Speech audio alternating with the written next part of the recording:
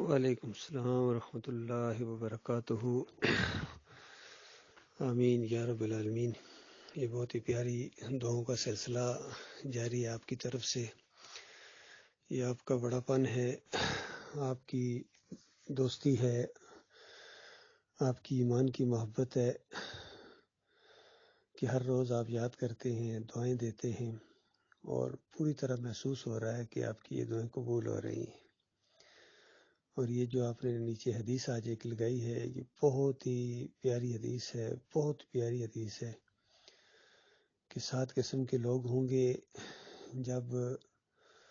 قیامت کے دن اللہ کی رحمت کے سائے یا اس کے عرش کے سائے کے علاوہ کوئی سایہ نہیں ہوگا۔ اور پھر دوسری روایتوں میں آتا ہے کہ اس قدر افراتفری، گہما گہمی اور نفسا نفسی کا عالم ہوگا کہ کسی کو کسی کی پرواہ نہیں ہوگی۔ تو ایسے موقع کے اوپر جس کو اللہ کی رحمت کا سایہ مل گیا، بتائیے اس کی کتنی بڑی خوش قسمتی ہے۔ اور جو اپنے اہل و عیال کے ساتھ وہاں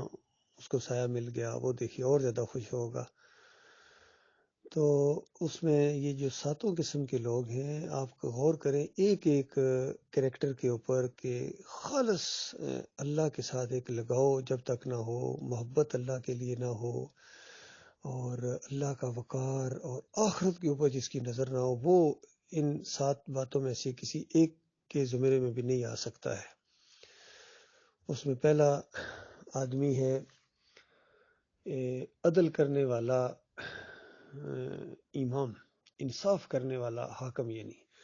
دیکھیے جب انسان کے پاس طاقت آتی ہے اور دنیاوی اقتدار اس کو ملتا ہے تو پھر وہ گویا کوئی اس کے اوپر طاقت نہیں ہوتی ہے دنیا کے لحاظ سے، تو وہ کس طرح یعنی لوگوں کو کیوں نہیں دبائے گا، اپنی منوائے گا۔ لیکن اگر کوئی اللہ سے ڈر جائے، اللہ کا بندہ بن جائے، تو خود سوچیے کتنا بڑا انقلاب آ جائے گا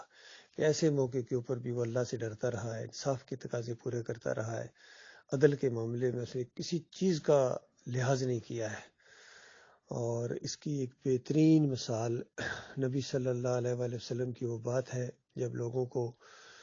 نبی علیہ السلام نے خطاب کیا اور کہا کہ دیکھو پچھلی قومیں ہلاک ہو گئی ہیں اس وجہ سے کہ جب بڑے جرم کرتے تھے تو ان کو چھوڑ دیا جاتا تھا، اور جب چھوٹے جرم کرتے تھے تو ان کو سزائیں دی جاتی تھیں۔ جب یہ قوم کے اندر آ جائے تو اس کے بعد وہ قومیں ہلاک کر دی جاتی ہیں۔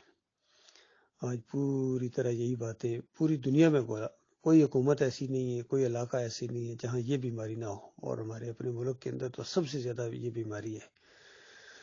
حتیٰ کہ یہ جو مومنوں کی ایک جماعت بنی تھی اس کے اندر بھی یہ بیماری ہے، آ گئی، تب یہ ہلاک ہوئے ہیں، تب یہ برباد ہوئے ہیں۔ ایسے نہیں اللہ تعالیٰ نے ان کو پکڑا ہے کہ جب بڑے بڑے ان کے جرم کرتے تھے، جرائم کرتے تھے، کسی علاقے کا امیر ہو، ناظم ہو، ذیلی ناظم ہو، وہ جو مرضی کرتے ان کو کوئی پوچھنے والا نہیں ہے، بس صرف وہ اپنے امیر کے خیر خواہ ہوں، چاہے اللہ کے خیر خواہ ہوں یا نہ ہوں، اپنے امیر کے ساتھ چاپلوسی کے ساتھ جڑے رہیں، ان کو کوئی پوچھنے والا نہیں ہے۔ اور عام آدمی ذرا سا کوئی گڑبڑ کرے اس کو فوراً گھیر لیتے تھے، ایسی CID اندروں اندر چھوڑی ہوئی۔ تو یہ ایک معاملہ ہے کہ یعنی بالکل انصاف کے اوپر قائم رہا جائے۔ تو نبی علیہ السلام نے ایک بہت تاریخی اور بہت ہی حکیمانہ اور بہت ہی جرأت مندانہ اور مومنانہ وہ فکرہ بولا کہ دیکھو اگر میری بیٹی فاطمہ بھی چوری کرتی تو اس کا ہاتھ کاٹ دیا جاتا۔ یہ ہے انصاف، یہ ہے اللہ کا ڈر اور اللہ کے ساتھ محبت اور اللہ کی حدود کو قائم کرنے کا جذبہ۔ ایک دو موقعوں کے اوپر ذرا اللہ کی حدود کے معاملے میں نبی علیہ السلام کا بہت ہی پیارا منہ بولا بیٹا، اور پھر ان کا آگے بیٹا یعنی زید رضی اللہ تعالیٰ عنہ، پھر ان کا بیٹا اسامہ رضی اللہ تعالیٰ عنہ۔ تو ایک دو موقع کے اوپر انہوں نے کچھ لوگوں کے کہنے سے، کیونکہ لوگ ان کو آگے کرتے تھے کہ آپ یہ نبی علیہ السلام سے بات کہیں، کہ کسی اور کی تو جرت ہے نہیں ہے ایسے معاملے میں گفتگو کرنے کی، تو انہوں نے تھوڑی سی ہمت کر کے جب گفتگو کی تو نبی علیہ السلام جوش میں آ کے ان کا سرخ رنگ ہو جاتا تھا اور کہا تھا اللہ کی حدود کے معاملے میں سفارشیں کرنا تم شروع کر دیا ہے، یعنی یہ تمہاری جرت پیدا ہو گئی ہے۔ اللہ کا جو حکم ہے، اللہ کی یہ جو انصاف ہے اس کو قائم ہونا ہے۔ ایک طرف یہ کردار دیکھیے اور دوسری طرف ہماری قوم کے لیڈروں کے کردار دیکھیے۔ ان کے بڑے لیڈر نے یہ بیان دیا تھا کہ یہ اسلامی سزائیں جو ہیں یہ ظالمانہ سزائیں ہیں، یہ ظالمانہ سزائیں انداز ہے، پھر بھی یہ ان کی لیڈر تھی پھر بھی انہی کے پیچھے دوڑتے ہیں۔ تو اس قوم کے اوپر اللہ کے عذاب نہ آئے تو کیا ہے؟ یہ معاملہ ہے اللہ کے بندو۔ تو یہ بندہ، یہ شخص جو ایسے موقع کے اوپر ایسے حالات میں بھی وہ اللہ کا فرما بردار رہے، انصاف کرے، تو قیامت کے دن اللہ تعالیٰ اس کو عرش کا سایہ نصیب کرے گا۔ چاہے عام حالات میں دوسرے وہ اعمال کم کر پایا ہو، لیکن اس معاملے میں اگر وہ اللہ سے ڈرتا رہا ہے، اللہ کے وقار کو اوپر رکھا اس نے، تو اللہ کا سچا وعدہ ہے کہ اللہ تعالیٰ اس کو اپنے عرش کا سایہ عطا فرمائے گا۔ دوسرے نمبر کا وہ نوجوان ہے جس نے جوانی میں اللہ کی عبادت کی۔ دیکھیے، اللہ کی عبادت کرنا جو ہے بہت بڑی سعادت ہے، بہت بڑی عزت ہے، لیکن جوانی میں کرنا، وہ جو کسی نے کہا نا کہ در جوانی توبہ کردن شیوائے پیغمبری، یعنی جوانی کے اندر جو توبہ کر کے اللہ کی طرف آتے ہیں، رجوع کرتے ہیں، یہ پیغمبروں کا انداز ہے، پیغمبروں کا شیوا ہے، گویا پیغمبروں کی سنت ہے۔ تو عام طور پر یہی ہے کہ 40 سال کی عمر میں اللہ تعالیٰ نے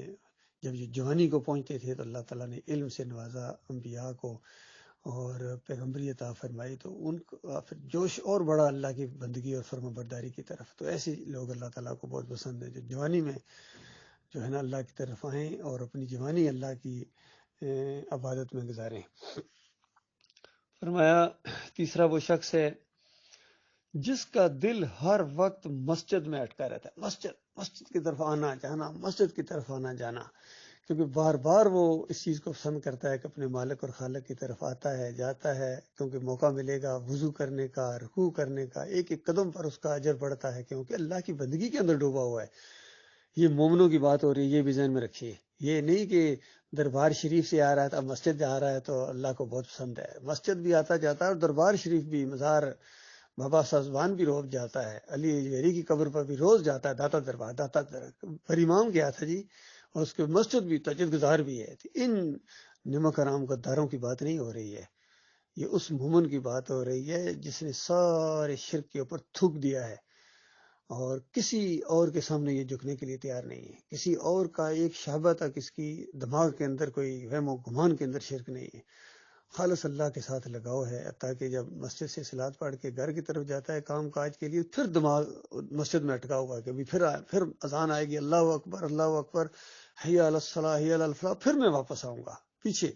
یہ نہیں کہ مسجد ہے اور دل گھر اٹکا ہوا ہے، نہیں، بلکہ گھر جا رہا ہے تو دل مسجد اٹکا ہوا ہے۔ تو اس کو اللہ تعالیٰ قیامت کے دن اللہ تعالیٰ اس کو اپنے عرش کے سائے کے نیچے، اپنی رحمت کے سائے کے نیچے اللہ تعالیٰ اس کو جگہ دے گا۔ پھر وہ دو آدمی ہیں، وہ نوجوان ہیں، یعنی چاہے مرد ہوں چاہے خواتین ہوں، کیونکہ اس میں مردوں کا ذکر ہے لیکن خواتین بھی اسی کے اندر آتی ہیں جس معاملے میں بھی، جو آپس میں اگر ملتے ہیں تو اللہ کی رضا کے لیے اور جدا ہوتے ہیں تو اللہ کی رضا کے لیے، بس کوئی اور وجہ نہیں ہے، نہ کوئی کاروباری تعلقات ہیں، نہ کوئی رشتہ داری کی وجہ سے، نہ کوئی اور تعلق ہے، لین دین کا معاملہ، صرف اور صرف اللہ کی رضا کے لیے آپس میں اکٹھے ہوتے ہیں، خوش ہوتے ہیں اللہ کی محبت میں آپس میں۔ جس طرح نبی علیہ السلام سے کہا گیا کہ پوری زمین کی آپ دولت خرچ کرتے تو ان کے دل نہیں جوڑ سکتے تھے، مالک فرماتا ہے میری وجہ سے آپ کے پاس بیٹھے ہوئے ہیں۔ اور ایک موقع کے اوپر بڑے بڑے سرداروں نے یہ مطالبہ کیا کہ ہم آپ کی بات سننے کے لیے تیار ہیں، اور بس یہ جو قریب آپ کے لوگ کچھ بیٹھے ہوئے نا، یہ ہمارے سائے سے ڈرنے والے لوگ تھے، ہمارے کچھ آزاد کردہ غلام، اور ایک وقت ان کے اوپر یہ تھا کہ ہمارے سامنے جرات نہیں ہوتی تھی ان کی بات کرنے کی، اب ان کے سامنے بیٹھ کے ہم یہ باتیں سنیں، آپ کے ان کو تھوڑی دیر کے لیے ہٹائیں، دیکھنا ہم آپ کے پاس آئیں گے، آپ تو ہمارے لیول کے آدمی ہیں، اونچے خاندان کے ہیں، سب کچھ عزت والے ہیں، آپ کے باپ دادا سارے ایک معاشرے میں بڑا مقام رکھتے تھے، تو آپ کے ساتھ بیٹھنا ہمیں کوئی مسئلہ نہیں ہے، لیکن یہ جہاں بلال بیٹھے ہوں، جہاں سہیب بیٹھے ہوں، یا عبداللہ بن مسعود بیٹھے ہوں، پھر آپ ساتھ۔ تو عبداللہ بن مسعود جو اس روایت کے راوی ہیں وہ کہتے ہیں کہ میں نے محسوس کیا کہ نبی علیہ السلام کے دل میں تھوڑا سا خیال آیا کہ اگر یعنی اس انداز سے جس طرح بندہ محسوس کر لیتا ہے کہ ان کا ایک ناجائز مطالبہ ہے، لیکن پھر بھی چلو تھوڑی دیر کے لیے مان لیا جائے تو اس میں کوئی کیا حرج ہے، جب یہ بات سن لیں گے، ایمان لیں گے تو پھر تو بھائی بھائی بن جائیں گے۔ تو اس طرح تھوڑا سا خیال آیا، اسی وقت اللہ تعالیٰ نے وحی کا نزول شروع کیا،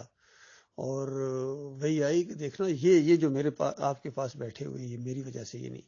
ان کو اگر اٹھایا تو سارا معاملہ ختم، ظالموں میں سے ہو جاؤ گے، اندازہ لگائیے۔ اور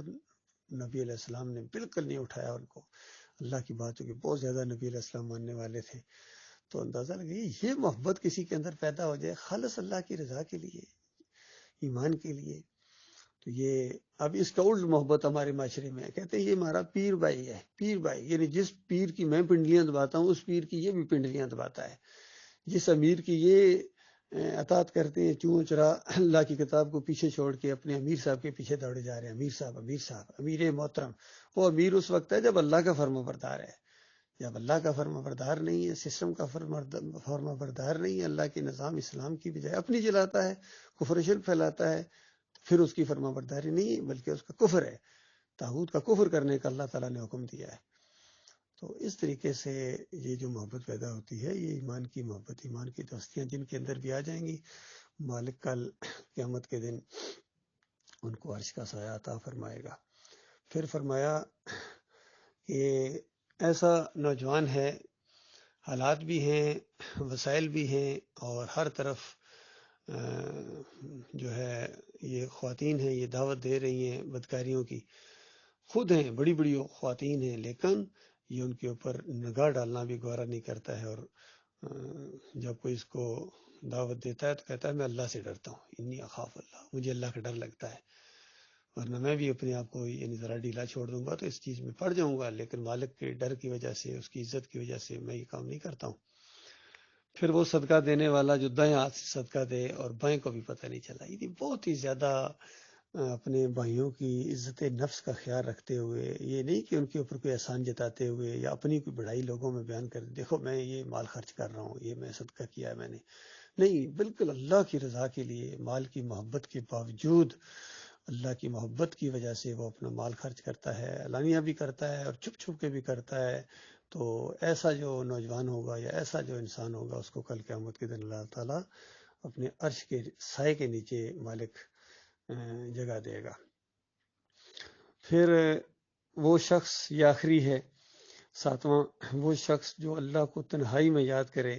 اور اس کی آنکھوں میں آنسو آ جائے، یعنی بالکل کوئی نہیں دیکھ رہا ہے، صرف اکیلا ہے اور اپنے اعمال کی طرف دھیان جاتا ہے، گزشتہ جو کوتاہیاں ہو گئی ہیں، وقت گزر گیا، وقت تو واپس نہیں آتا، اب کیا کیا جائے، کتنے ایسے اعمال تھے جو کرنے چاہیے تھے نہیں کر پائے ہیں اپنی سستیوں کی وجہ سے، کوتاہیوں کی وجہ سے، کتنے ایسے مقامات تھے جہاں پاؤں پھسلے ہیں، تو یہ نہیں ہونا چاہیے تھا، اللہ کی نافرمانی نہیں ہونی چاہیے تھی، لیکن ہو گئی، اب کیا کیا جائے، واپس تو وقت نہیں آ سکتا ہے۔ تو اس طرح شرمندگی کے ساتھ اور پھر اتنی زیادہ اپنی کمیوں کوتاہیوں کے باوجود جب اللہ کی طرف دھیان جاتا ہے کہ میرے مالک کی رحمت اور شفقت نے میرا جو ہے نا ساتھ نہیں چھوڑا ہے، پردہ پوشیاں بھی کی ہیں، پھر بھی معاشرے کے اندر مقام اور ساری چیزیں اللہ کے ہاں وہ مقام، پھر بھی نیکی کی توفیق مل رہی ہے، سارے معاملات ہو رہے ہیں، تو کتنا بڑا اللہ کا احسان ہے، یعنی پوری طرح ابو اللہ کا نعمتی کا لیا و ابو بذنبی والا معاملہ، پوری طرح اپنی زندگی کے اوپر نگاہ ہے اور اقرار کرتا ہے کہ مالک مجھے پوری طرح احساس ہے، اپنی کمیوں کوتاہیوں کا احساس ہے، مالک میری غلطی ہے، اور پھر جو اللہ کی نعمتوں کی بارش اس کے اوپر ہو رہی ہے تو اس کی طرف بھی ہے، اور یہ بھی احساس ہے کہ کتنی نعمتیں جدھر تو بھی معلوم بھی نہیں ہیں، کتنی ہم گن بھی نہیں سکتے ہیں وہ والی نعمتیں، اور اسی طرح گناہ بھی کتنے ایسے ہیں جو ہم بھول بھی چکے ہیں لیکن مالک تو نہیں بھولا ہے، تو مالک سارے گناہ معاف کر دے، مالک پچھلے گناہوں کو نیکیوں میں بدلے گا۔ اس طرح اللہ کے ساتھ تعلق جب پیدا ہوتا ہے تو اس کی آنکھوں میں آنسو آ جاتے ہیں، چاہے وہ آنسو باہر نکل آئے یا اندر ہی رہ جائے، کئی ایسے چھوٹے چھوٹے آنسو ہوتے ہیں جو اندر ہی، جن کو انسان خود بھی نہیں دیکھ سکتا، نہ اس کو چھو سکتا ہے، لیکن مالک کو پتا ہے اس کی آنکھوں کے اندر ایک نمی آ گئی ہے، اتنی بھی نمی اگر کسی کے اندر آ گئی تو یقین کیجیے اللہ کا وعدہ بالکل سچا وعدہ ہے۔ اللہ تعالیٰ سے دعا ہے مالک ان میں سے کسی ایک کے ساتھ بھی اگر کسی کو موقع مل گیا، یہ صفت اس کے اندر آ گئی، بھائی کوشش کریں، ہم کوشش کریں، سب کے لیے عام موقع ہے، تو کسی ایک کے اندر بھی اگر انسان آ جائے تو اس کے وارے نیارے ہو جائیں گے، اور کوئی خوش نصیب ایسے بھی ہوں گے جو ساتوں کے اندر آ جائیں، کتنی بڑی اس کی سعادت ہے۔ مالک سے دعا ہے کہ مالک ہمیں ایسے لوگوں میں شامل کرے جن کے اندر یہ ساتوں کے ساتوں یہ خوبیاں آ جائیں۔ اللہ تعالیٰ کی رحمت اور شفقت کی کوئی انتہا نہیں ہے، مالک کی جب دین آتی ہے تو پھر اسی طرح آتی ہے، مالک کی رحمت کا طوفان جب اپنی طغیانی پر آتا ہے پھر نوازتا ہے اپنے بندوں کو۔ مالک اپنے ایسے خوش نصیب بندوں کے اندر شامل فرمائے، اللہ تعالیٰ ایسے لوگوں کے دلوں میں ہماری محبت پیدا کرے جو اللہ سے محبت کرتے ہیں اور ان کے دلوں میں ہماری محبت پیدا کرتے ہیں، کھنچے ہوئے ہماری طرف آئیں اور ہم ان کی طرف جائیں ایک دوسرے کی طرف اللہ کی محبت کی وجہ سے، اور یہ ماحول بن رہا ہے الحمدللہ۔ تو لوگوں کو اس کا احساس ہونا چاہیے، اس سے فائدہ اٹھاؤ۔ اللہ کے بندو، آپس کے باہمی اختلافات اللہ کی رضا کے لیے بالکل ختم کر دو۔ کوئی یہ وقت نہیں ہے کہ آپس کی معاملات کی، معاف کر دو اپنے بھائیوں کو، جو کسی نے زیادتی بھی کی ہے اس کو بھی معاف کر دو، بھائیوں میں صلح کراؤ آپس میں، اور ایمان خالص کی جو دعوت اٹھی ہے اس دور کے اندر بالکل اس کے ساتھ چمٹ جاؤ۔ پیچھے ہٹنے میں بربادی ہے، اور اس میں چمٹ جانے میں اور استقامت دکھانے میں یہ بہت بڑی کامیابی ہے۔ اللہ نے آپ سے صرف ایک نظریاتی چیز مانگی ہے، چند لمحوں کا معاملہ ہوتا ہے، انسان اپنے خیالات کو اندر درست کرے، اس پر قائم رہے ذرا مضبوطی کے ساتھ، باقی سارے کام اللہ تعالیٰ نے کرنے۔ یقین کیجیے اللہ تعالیٰ آپ کو غلبہ عطا فرمائے گا، اللہ تعالیٰ آپ کو عزت دے گا دنیا کی، اور کوئی طاقت آپ کے سامنے ٹھہر نہیں سکے گی، یقین کیجیے۔ اللہ تعالیٰ دعاؤں کو سننے والا ہے، مالک استقامت عطا فرمائے، بن دیکھے بن مانگے، یعنی ایمان کی دولت اللہ تعالیٰ نے ہمیں دی ہے، ایمان بالغیب کی توفیق عطا فرمائی ہے، اور استقامت تو مالک سے ہم مانگ رہے ہیں، بھیک مانگ رہے ہیں اپنے مالک سے، اور یہ بھی اسی کی توفیق ہے کہ یہ خیالات ہیں، یہ دعائیں کرنے کا موقع ملتا ہے۔ اور بہت زیادہ دعائیں کریں میرے بھائیوں، بہت زیادہ وہ دینے والا ہے، یقین کیجیے۔ اس کی دہن کے اوپر، اس کے عطا کے اوپر کسی کی کوئی اجارہ داری نہیں، بس صرف اسی کو دیا، کسی اور کو نہیں ملے گا جی نا۔ جو آگے بڑھے گا، بڑھ کے جس نے تھام لیا جام اسی کا۔